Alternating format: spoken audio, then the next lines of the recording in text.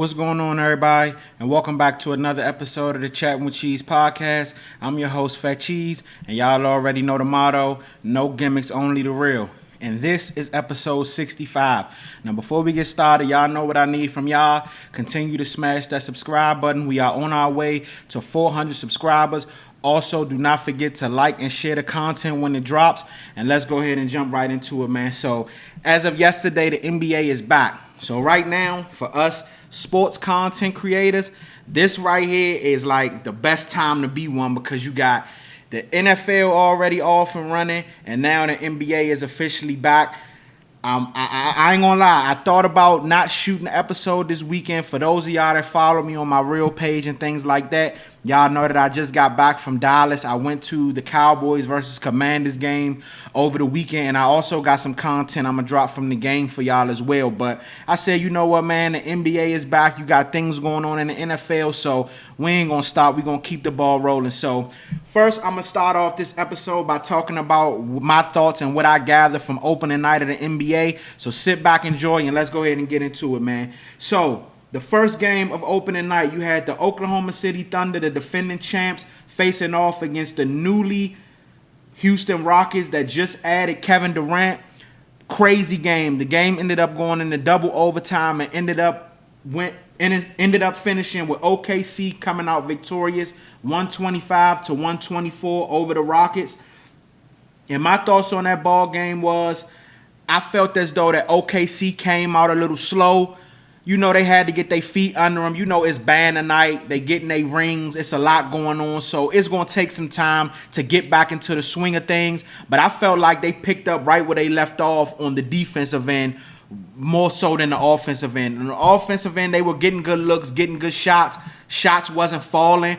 But I love what Shai Gilgeous-Alexander said in his post game after the game. He said, as long as our defense remains the same, that'll always keep us in ball games. And I felt as though the defense kept them in the game yesterday, and they were able to hit timely shots and come out on top. SGA finished with 35 points, 5 rebounds, 5 assists. He was 12 of 26 from the floor, 1 of 9 from 3. He was 10 of 14 from the free throw line. Chet Holmgren started off hot. In that first half, I believe he ended with like 18 points or something like that.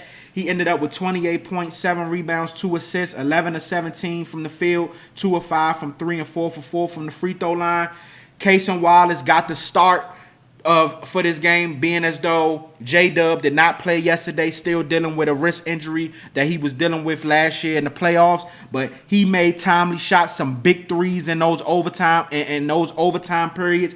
He had 14.7 rebounds, 2 assists. He was 11 of 17 from the field, 2 of 5 from 3. Aaron Wiggins came in and gave them, some good play off the bench. He had 10 points. Harkenstein had 6, but he was also ultra aggressive on the rebounds. He had 9, and just being himself scrappy, hitting those timely floaters and things like that. And then Lou Dort, he really didn't do much on the offensive end, but we know what Lou Dort's staple is. It's on the defensive end. Of the floor. I felt as though Lou Dort did a great job on Kevin Durant last night. You could say what you want about, people like to say that he hacks and grabs, but the thing of it is he uses his physicality, his body, and the things I felt as though Lou Dort made Kevin Durant check out of the game yesterday. Even though KD ended with 23 points, if you watch that game, there was a lot of possessions that I seen where Kevin Durant was just in the corner or over somewhere standing. It didn't even look like he was trying to get the ball when Lou Dort was at his hip the entire time. So he did his thing on the defensive end. On the Rockets side of things, Alpha Şengün played out of his mind yesterday. Out of his mind, 39 points, 11 rebounds, 7 assists. He was 12 of 24 from the field, 5 of 8 from 3, and 10 of 11 from the free throw line. I'm not going to lie. I knew Alfred Şengün was a good player because, of course, he was an all-star last year. I knew he was a good player. But now everybody that know me knows I'm a Kevin Durant fan through and through. After now actually paying attention to him, because KD is now on that team, there's going to be a lot more eyes on that team. Alfred Şengün played out of his mind yesterday. I don't think you could have asked for a better game than that from him. And people may say I'm tripping, but as of right now, this is his team. He's going to have to be number one option from yesterday going forward. But he had an amazing game. KD had 23, 9 rebounds, 3 assists. He was 9 of 16 from the field. He was 0 of 4 from 3, 5 of 6 from the free throw line. I like what Kevin Durant did. You know, it's a tricky situation. You know, you're on a new team. You got to gel with all these guys. Live action is different from practice and things like that. You got to gel with these guys. And then you're also going into a hostile situation, your old team. You know you're going to get booed and stuff every time you touch the ball. Then on top of that, you know, it's just a lot going on. They had banner night. It's just a lot. I think KD, for the most part, played well. But if we got to call a spade and keep it 100, I put a bulk of the blame on KD yesterday for the reason why Houston lost that ball game. And I may get some flack for that, but that's just my opinion from me watching the game through and through. I felt as though there were too many possessions where KD just was too nice. He was too willing to give the ball up in crunch time. He was too, like I said before about Lou Dort, it was too many possessions where I seen KD just standing over there in the corner or not looking engaged or not looking like, you know, he wanted to be aggressive. KD has to be aggressive. This is what you were brought in for. This is what you just got paid $90 million for. This is why, you know what I'm saying, people have the expectations for this team this year that they do, because now you add Kevin Durant to what was an already solid team last year, and you add him. Now this is what's supposed to put this team over the top in crunch time, in clutch situations. This is where KD has to be KD, and I felt as though he wasn't that last night. Too many times I'm seeing Reed Shepherd dribble the ball, KD calling for it. The ball's not going his way. It's too much of that. So I put some blame on KD. I put blame on Reed Shepherd. Yesterday showed, and at first I tried to downplay the Fred VanVleet situation. I thought they could survive without Fred VanVleet.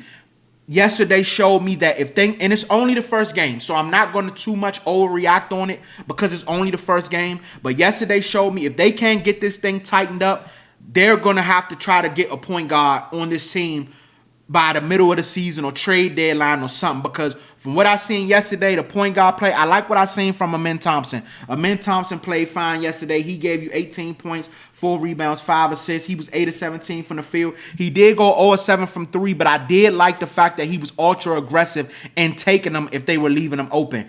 So I like what I seen from Amen Thompson running the one. I like that. But Reed Shepherd did not play a good game coming off the bench. He did not. It felt like they were attacking him on the defensive end a lot.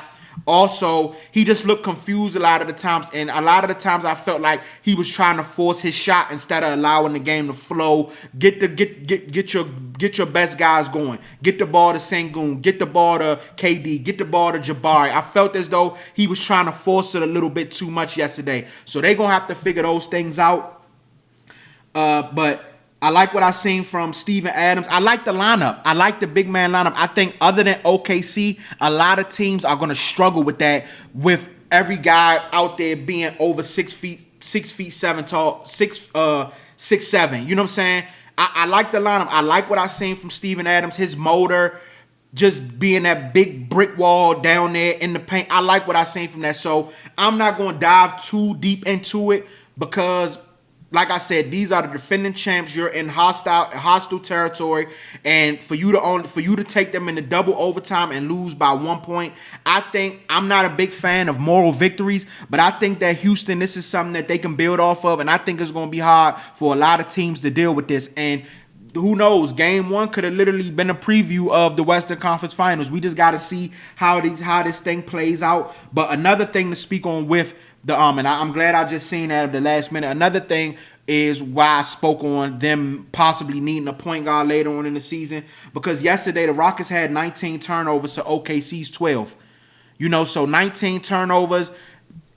You kind of seen it. You could see where at times Ime Udoka and also KD just had to tell them to slow down. Sometimes you got to slow the pace down. You got to allow your offense to set and just get things in order. So I think as the season goes on, they'll figure it out.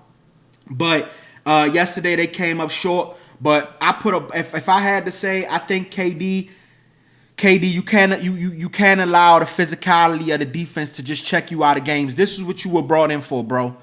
And people may not agree with that, but I'm just keeping it 100. I feel as though KD allowed Lou Dort's physicality to check him out the game yesterday. Since that playoff series versus Boston when KD was in Brooklyn some years ago, where they got swept, be physical. It's like everybody took a blueprint from that series. Be physical with him, and you'll check him out of a ball game. And I felt as though that's what Lou Dort did yesterday. And OKC came through with the win. But I think this is going to be a hell of a season. And I can't wait to see how things go moving forward. Moving on to the late night game that was kind of, we ain't catching until like almost like the second quarter because the OKC and Rockets game was going on for so long. But you had the Golden State Warriors on the road facing the Los Angeles Lakers. The Warriors ended up coming out victorious, 119-109 over the Lakers. Jimmy Butler had a fantastic game, 31 points, 5 rebounds, 4 assists. He was 7 of 14 from the field, 1 of 2 from 3. He was perfect from the free throw line. Then you had Steph Curry go for 23, 4 assists, 6 of 14 from the field, 3 of 9 from 3. He also was perfect from the free throw line. Jonathan Kuminga. A lot of y'all thought Jonathan Kuminga was going to be checked out, and maybe he is, but he wasn't that last night. 17 points, 9 rebounds, 6 assists, 6 of 11 from the field, 4 of 6 from 3, 1 of 2 from the free throw line. Buddy Hield checked in with 17 points, 6 of 11 from the field, 5 of 10 from 3. Like I said, my stance with Golden State never changes. This is one of the scariest teams in the NBA. As long as you got Steph Curry out there, with Jim, and now you added Jimmy Butler last year, this is going to be a team that's going to be scary and nobody's going to want to see. If this team is able to stay healthy, Golden State will be in the thick of things. And it'd be crazy because I always see people every year is like, I don't think Golden State makes it to the playoffs this year. I think this is the year that Golden State finally takes that step back. As long as Golden State is able to stay healthy, this is a playoff team. I don't know where they fall in the standings in the Western Conference. Whether I would say I would put them in that 4 through 8 range. But this is a playoff team if they're able to stay healthy. And if they can get this version of Jimmy Butler throughout the year, and I'm not going to overreact. I understand it is the first game.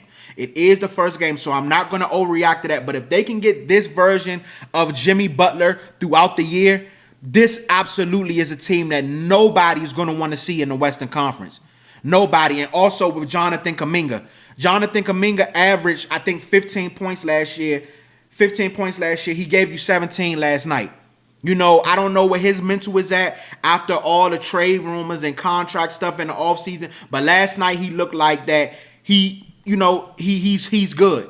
So if they can get this play, and then Al Horford gave you 5 points, 5 rebounds, he's a new addition. But they just need Al Horford to knock down timely shots, get rebounds, things like that. Draymond did his 8.7 rebounds, 9 assists. That's like a Draymond Green night.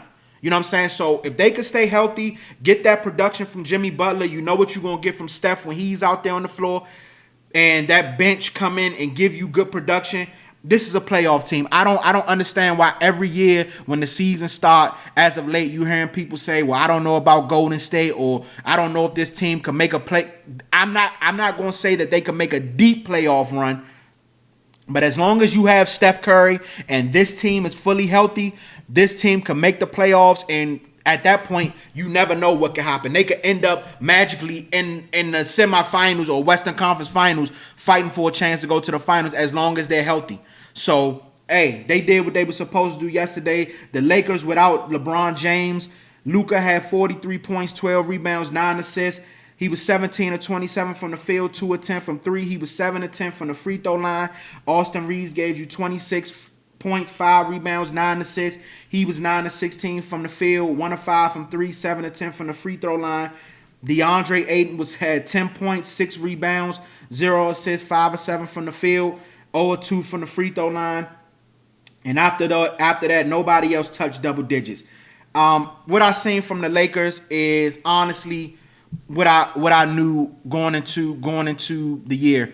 I'm a Cowboy fan, so sometimes I know delusion when I see it. And every year, we try to amp up and hype up this Lakers basketball team. Let's just keep it 100. Outside of Luka, Austin Reeves, and LeBron, this is not a good roster. And Luka Doncic is basically in the same situation that he was in his early Dallas Maverick days. when they ended up with Luka and they were trying to build the thing up and everything around him. This is what Luka is having to deal with again with the Lakers, because we know what Luka is going to give you. The main question mark is you don't know what the others are going to give you. DeAndre Ayton, and this was the thing that I tried to tell my Laker friends and people that like the Lakers. People so for some reason automatically assume that if you take a player, all the bad stuff that they were dealing with or people were going at them for, if you put them in a Lakers jersey, that magically just goes away. The main thing with DeAndre Ayton has always been him about people saying that he was soft and about his motor and him being lazy. And people will somehow just forget that and just look at, well, but he averaged this, or he put up this amount of points or this amount of rebounds. So, he got it. If we put him in a Lakers jersey, then that changes it. No, bro, he's still the same player. And just off of one game, I scrolled on TikTok, I scrolled on Instagram, and I'm seeing people talk about DeAndre Ayton. DeAndre Ayton ain't doing this. He lazy. Did you think it was going to change just because he was in a Lakers jersey? He is who he is. And DeAndre Ayton is going to play a major factor in how this Lakers season turns out. And you're seeing from game one, you're seeing the type of player that he is. At the end of the day, this is not a good roster. If you think of the top teams in the Western Conference, and like I said, I'm not going to overreact because it is just one game. But if you look at the roster, if you look at the Western Conference with OKC, Denver, Houston, Minnesota, Golden State, when you just look at just off of those teams, not even Dallas, you could even throw Dallas in there when they get fully healthy with Kyrie and things like that. You compare those rosters to the Lakers roster, they're last compared to all those other rosters I just named. Luka's going to have to go out there and go for 30 a night just for this team to have a chance. And there's no telling when LeBron comes back, Austin Reeves is going to have to be consistent for this team to have a chance with Luka. And DeAndre Ayton, 10 points is not going to cut it. It's not going to cut it. At least it would have been different if you would at least went for 10 and 10, 10 and 12. You went for 10 points and 6 rebounds. It's not going to cut it. And I don't know what strings or anything JJ Redick can pull, because Hachimura only had 9 points. Gabe Vincent gave you 3 points. Marcus Smart had 9 points. LaRivia had 5 points. Vanderbilt had 0 points. And these are guys that you're going to have to depend on while LeBron is out to try to keep you afloat with Luka. I don't see how it happens. And Luka is, like I said, Luka is in the same position that he was in before with, with the early Mavericks. But like I said, it's early. I'm not going to jump to a lot of conclusions because it's only game one. So we just got to see how this thing pans out. And, hey, man, it's going to be interesting. NBA is back, man, and I'm so excited. Like I said, this is the best time to be a sports content creator because we got NFL and we got NBA back. So I'm excited, man. So moving on, we're going to talk about some football. And finally, I was so happy to see this yesterday. And honestly, this topic is what made me say, you know what, I'm going to record tonight. Because Russell Wilson finally fired back at somebody taking a shot at him. And it was Sean Payton, his old head coach in Denver.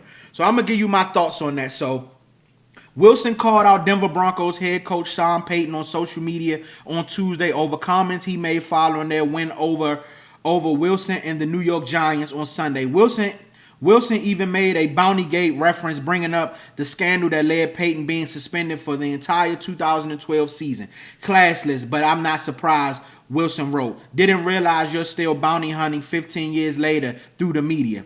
The issue apparently stemmed from comments Payton made on Sunday after the team's wild 33-32 win over the Giants, in which he praised rookie quarterback Jackson Dart, who replaced Wilson earlier this season. Payton did not mention Wilson by name. They found a little spot with the quarterback, Payton said. I was talking to Giants co-owner John Mara not too long ago, and I said we were hoping the change would have happened long after our game. Wilson spent 2 seasons with the Broncos, one of which when Payton led the team, and they went just 7-8 under the watch under his watch before Payton benched him in favor of Jarrett Stidham. The Broncos later released Wilson and took an $85 million hit in dead money after initially signing him to a 5-year deal. That led to Wilson landing with the Pittsburgh Steelers for a year before eventually signing with the Giants. So I'm going to keep it all the way 100. I'm on Russell Wilson's side in this argument. And the reason I'm on Russell Wilson's side is because Russell Wilson, this really had to bother Russell Wilson, because we know people have been taking shots at Russell Wilson since he left Seattle. Since the Legion of Boom days, and they threw the ball instead of handing it to Marshawn Lynch, people have constantly took shots at Russell Wilson, and you never hear Russell Wilson say anything. People have talked about this man's fake demeanor, being, a church guy and things like that. People have just constantly took shots at him, old teammates, all types of things, and you never hear Russell Wilson say anything. For Russell Wilson to get on Twitter and take shots back at Sean Payton after what he said, you know that really had to bother him. And for Sean Payton to do that, I do agree. That is classless. That's classless. As a head coach of a football team, your team just came back from winning, scoring 33 points in the fourth quarter, and you decide to take a shot at the backup quarterback for the New York Giants. If you want to praise Jackson Dart, praise Jackson Dart. You had no reason to take a shot at Russell Wilson whatsoever. I don't care if he mentioned Russell Wilson by name or not. If you want to praise a young quarterback, then praise him. But for you to say, we wish that you would have made the quarterback change long after us, you had no reason to do that, bro. And you doing that as if the skeletons, you don't have skeletons in your closet. But this man has constantly went out his way to go at Russell Wilson. Not only now, but when Russell Wilson was on his team. The time when he was seen yelling at Russell Wilson on the sideline. You know what I'm saying? This is a grown man at the end of the day. Take the football stuff away from it. This is a grown man with a wife and children. You know what I'm saying? And I'm not the biggest Russell Wilson fan. I was calling for Russell Wilson to be benched after week 1 of this season. But at the end of the day, you're a head coach in NFL. It comes a time where you have to have some type of class or some type of, you know what I'm saying, some type of use your brain to understand what's going on. You can't do that, bro. And that makes you look bad. That makes you look bad. You took an opportunity where you could have praised your team for doing a hell of a job for scoring 33 points in the fourth quarter, or praise the Giants rookie quarterback to use. You took that time to take shots at the backup quarterback because you have a personal issue with him because of how things went when he was in Denver. Russell Wilson has now been on 2 different teams. This is the last time he played for Denver. And you still find a way to take shots at him? Come on, man, that's classes. I'm on Russell Wilson's side. And I'm glad that he finally spoke up. And I hope that now he started to speak up more when guys take shots at him, because at the end of the day, it comes a point where enough is enough. Enough is enough. The Legion of Boom days been over almost 10 years ago, probably longer than that. He been gone from Denver now for 2 whole seasons. So all you guys still taking shots at him after all this time, come on, man. It gets to a point where enough is enough. I'm glad that Russell Wilson spoke up for himself, and I hope that he continues to do it. Because, come on now, it's one thing when fans do it, or when people like me do it that has no connection with the NFL or nothing like that. But when you got guys that have connections with the NFL, coaches, former players, former teammates, taking shots at you, come on, man. It comes to a point where you won't have no choice but to speak up for yourself. So I'm glad that Russell Wilson did that. And Sean Payton is 110% wrong for doing that. Like I said before, if you're going to praise Jackson Dart, praise Jackson Dart. But don't take a shot at Russ just because, you know what I'm saying, you see the situation that he's in. He's the backup. You know, he's a vet. You know Russell more than likely wants to be out there playing. But the situation is the situation. He's been a complete pro about it. So who are you to come to the mic and try to take a shot at him after your team just came back from just scored 33 points in the fourth quarter? You decide to use your time to take a shot at him. Come on, man, stop it. So that topic was honestly the reason, because I wasn't going to shoot this week. I was just going to drop the footage that I got from being in Dallas. But after seeing that, I said, you know what? I'm going to go ahead and shoot this week, man. So I'm happy for Russ. I'm glad he took his shot, and I'm on his side on that one. But y'all comment below and let me know what y'all think. Was Russell Wilson wrong? Are you on Sean Payton's side? Let me know what y'all think. And last but not least, man, y'all know I got to give y'all these week 8 picks for the NFL, man. So let me go ahead and get this pulled up so we can go ahead and get these picks out the way. Give me 1 second.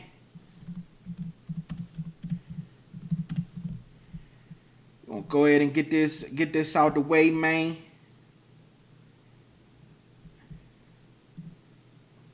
Let's go ahead and all right, boom, here we go. So tomorrow night, we're gonna start with tomorrow.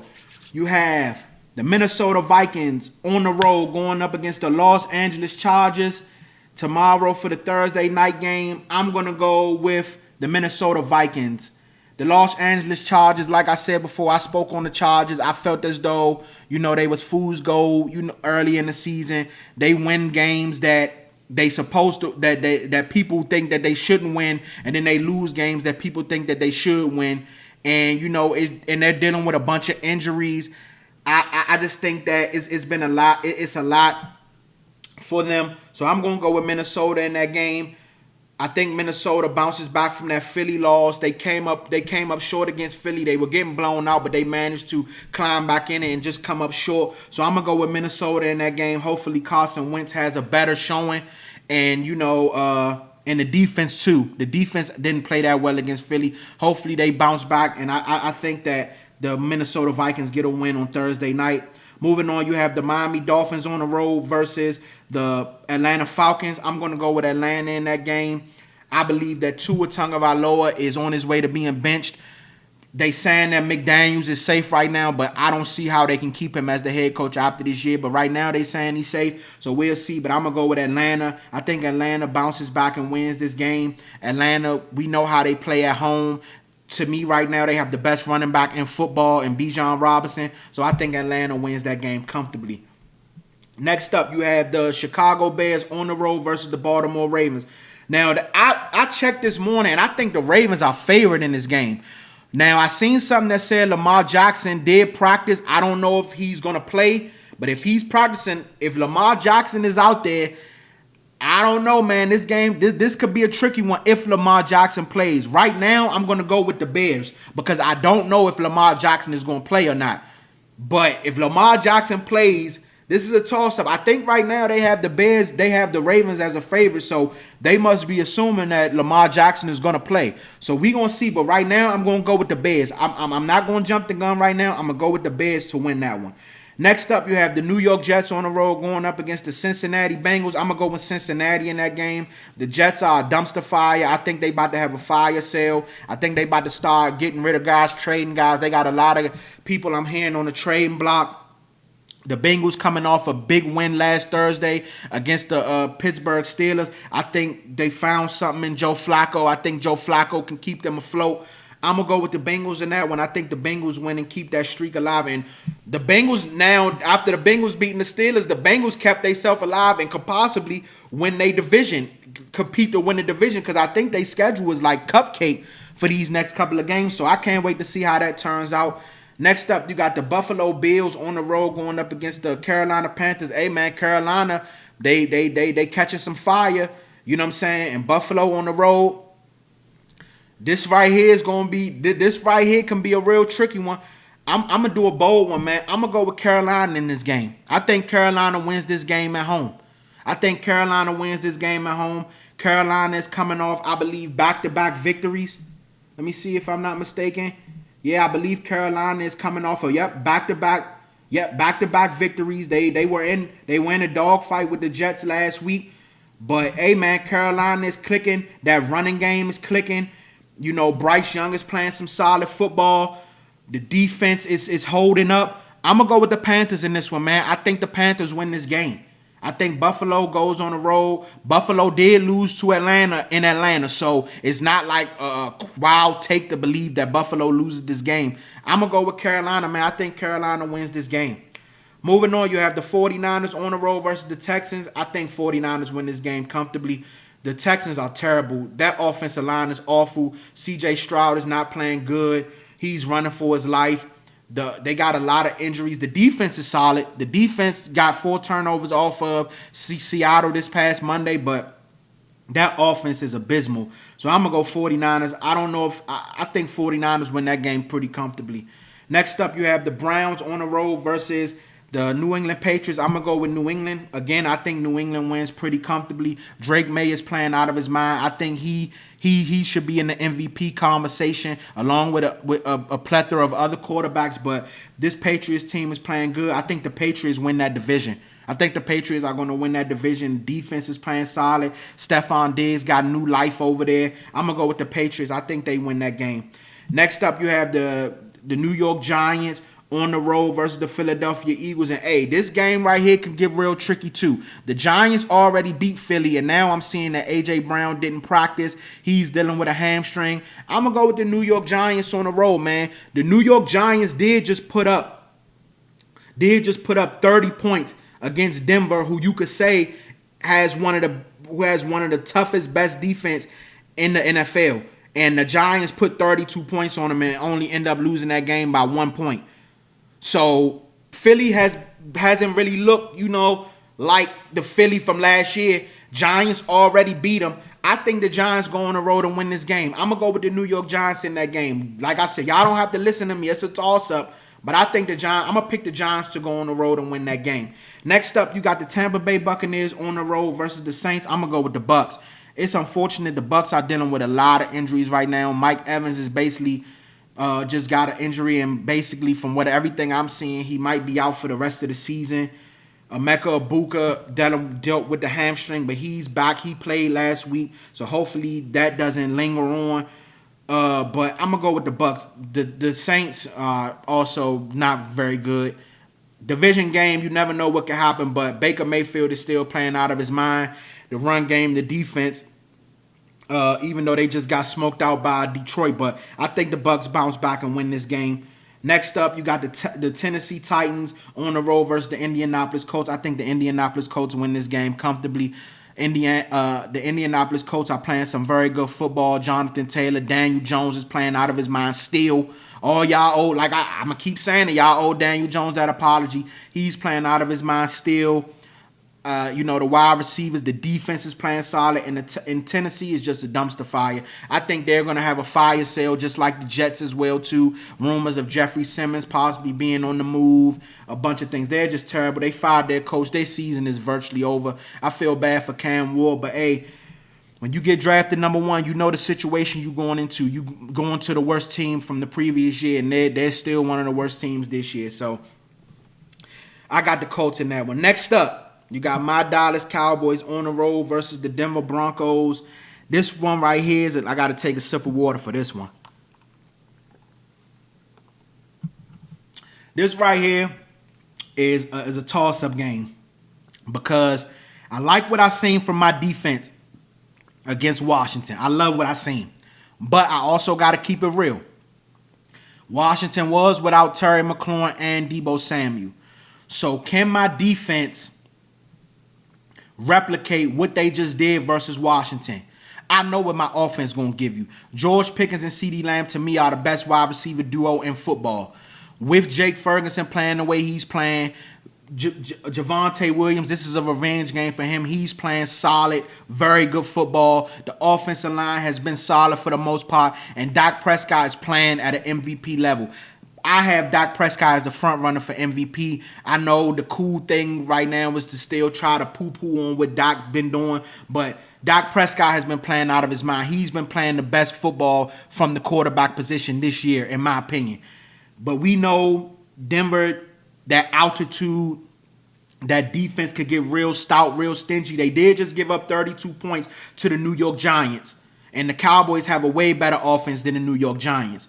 So, Patrick Surtain over there, I don't think Dre Greenlaw is going to play due to a suspension or something like that. But you have Patrick Surtain. That defense could get stingy with that altitude. And Bo Nix on that offensive side with Cortland Sutton. They can put up some points too. You just seen them put up 33 points in the fourth quarter. So that they could put up points and they can get stingy up there. So this right here is a tough one. I'm going to let my bias lead me with this one. I'm going to go Cowboys. I think the Cowboys go up there. They keep the momentum flowing. And they haven't beat Denver. It's like Denver and Green Bay are kryptonite for the Cowboys. For some reason, Denver has had the Cowboys number. They got to get over this Denver hump, man. Denver has had their number. I remember at one time, like this was a minute ago, Denver beat the Cowboys like 33-0 or something like that. Like punished them. Denver has always had the Cowboys number. This has to be the time where the Cowboys get over that hump, and I believe that they do it. I'm gonna go with the Cowboys in that one, but it wouldn't surprise me if Denver was to win this game. I think it's going to be a close ball game. I think Denver is only favored right now by like 3.5. It could be. It's going. I think it's going to be a close ball game, very competitive. But I'm gonna go with my Cowboys, man. But y'all comment down below and let me know what y'all think. Next up, Sunday Night Football. You got Aaron Rodgers, Green Bay coming to play Aaron Rodgers. Aaron Rodgers going up against his old team where he won a Super Bowl, MVPs. I'm gonna go in this game. I'm going to go, this is another pickup. I'm going to go with Pittsburgh. You just seen Green Bay struggle against Arizona on the road. Micah Parsons basically won that game from Jordan Love, didn't play that well. The second half, they came out and played better and ended up winning that game. But I think Pittsburgh wins this game. I think Aaron Rodgers is going to try to get his revenge back versus Green Bay. You know, go up there and show out. And I think they also going to try to get their face back from after losing to Cincinnati on Thursday night, a game that they felt that they shouldn't have lost. I think it's going to be a competitive game, but I'm gonna go with Pittsburgh in that one. I think they bounce back from that Cincinnati loss. And last but not least, you have the Washington Commanders going on the road Monday night to face the Kansas City Chiefs. I'm going to go with Kansas City in that game, and I think Kansas City actually wins that game pretty comfortably. That Washington defense is not good. They get no type of pass rush. The secondary, Lattimore is playing like the worst corner in football right now. That defense is not good, and just found out today that Jaden Daniels won't be playing due to a hamstring injury he sustained against the Cowboys. I don't know the status of Deebo Samuels or Terry McLaurin, but right now it's looking like neither one of them may not play for another week. Deebo probably has a better chance than Terry McLaurin, but it's just an injury-riddled season for the Commanders, and they just don't look like the same team from last year. So I'm going to go with Kansas City. I think Kansas City wins that game comfortably. Washington going into a hostile environment with Marcus Mariota. Yeah, it's going to be tough, but I'm going to go with Kansas City. But you never know. You never know, because Kansas City haven't looked like the team that they have now that they got Rashee Rice back and Worthy. They just punished the Raiders.